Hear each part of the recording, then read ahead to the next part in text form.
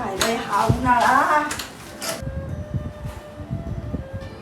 सुनबाई जा बरं, जरा आपल्यासाठी थोडं सरबत बनव. आणि हो, तू ना साडी नको घालीत जाऊ, जरा हलके फुलके कपडे घालीत जाय. हा, मी तुझ्यासाठी ना संध्याकाळी ड्रेस घेऊन येते. खरंच सासूबाई, मला पण वाटत होतं मी ड्रेस घालावं, पण मला वाटलं तुम्हाला ते आवडणार नाही, म्हणून मी कधी बोलूनच नाही दाखवलं.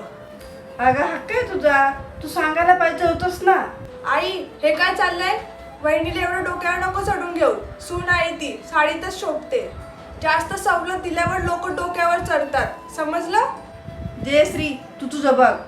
सुनबाई, तू जागं सरबत बनव.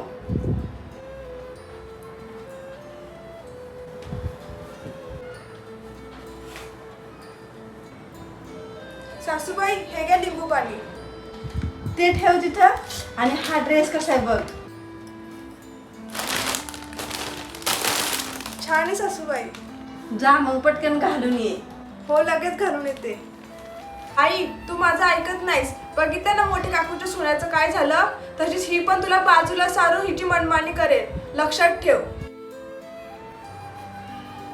हो भैया, घराला फक्त पर्पल कलरच हवाय. मी म्हंटल म्हणजे फायनल. बघ आई, तिने ना तुला बिना विचारता घराचा कलर पण ठरवला. तुझी ना ह्या घरात काही व्हॅल्यूच उरली नाहीये. कलर ठरवला मग काय झालं? नवीन पिढीची ती, आणि त्यांनाच राहायचं नाही त्या घरात.